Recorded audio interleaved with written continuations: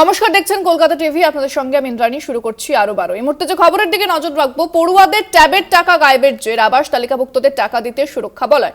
রাজ্যের সাইবার প্রতারকদের থেকে বাঁচতে নিজস্ব পোর্টাল তৈরি করলো পঞ্চায়েত ও গ্রাম উন্নয়ন দপ্তর। পোর্টাল থেকে SMS করে উপভোক্তাদের জানিয়ে দেওয়া হবে।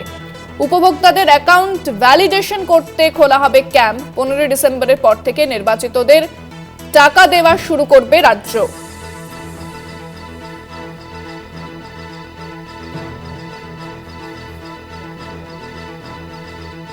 যে খবরের দিকে নজর রেখেছি, পোর্টাল তৈরি করলো পঞ্চায়েত ও গ্রাম উন্নয়ন দপ্তর।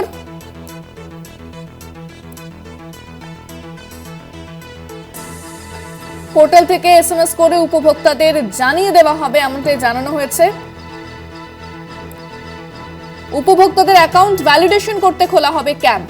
বিস্তারিত কথা বলবো। ফোনে রয়েছেন আমাদের বিশেষ প্রতিনিধি দীপ্তিমান ভট্টাচার্য। দীপ্তিমান, নবান্ন সূত্রে কি খবর রয়েছে?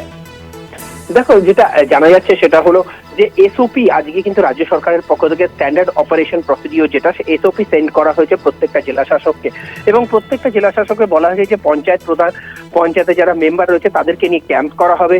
সেই ক্যাম্প করে যাদের যাদের অ্যাকাউন্টে টাকা যাবে তাদের অ্যাকাউন্ট কিন্তু ভেরিফিকেশন করা হবে। অর্থাৎ এক্স এর অ্যাকাউন্টে যাতে এক্স এর টাকা যায় এবং সেই টাকা যেন অন্য কোথাও এই ট্যাব কেলেঙ্কারিতে যে জিনিসটা ঘটেছে বা ট্যাবের টাকা যেভাবে দুর্নীতি হয়েছে, মানে লোকেরা টাকাগুলোকে নিয়ে গেছে সেইভাবে যাতে না নিতে পারে এবং এইভাবে যেন কোনো চক্র কাজ না করতে পারে, সেইটাকে মাথায় রেখেই কিন্তু এই এসওপি করা। ফার্স্টে কিন্তু প্রথমের দিকে কিন্তু যেটা করা হচ্ছে সেটা হলো যে তাদের ভেরিফিকেশন করা হবে, তারপরে পোর্টালের মাধ্যমেই তাদের কাছে কিন্তু SMS যাবে। অন্য কোনো পার্টিকুলার কোনো জায়গা থেকে তাদের কাছে SMS যাবে না। SMS যাবে পার্টিকুলারলি ওই একটা জায়গা থেকেই, সেটা হলো যেটা নবান্নর পক্ষ থেকে যে পোর্টাল খোলা হচ্ছে সেই পোর্টাল থেকেই কিন্তু এসওপি যাবে। এবং পরবর্তীকালে যে এসওপি আজকে থেকে সেন্ড করা হয়েছে সেই এসওপির মাধ্যমে প্রত্যেকটা পঞ্চায়েতের লোকেরা কিন্তু সেইখানে ক্যাম্প করবে। প্রত্যেকটা পঞ্চায়েতেই কিন্তু ক্যাম্প হবে।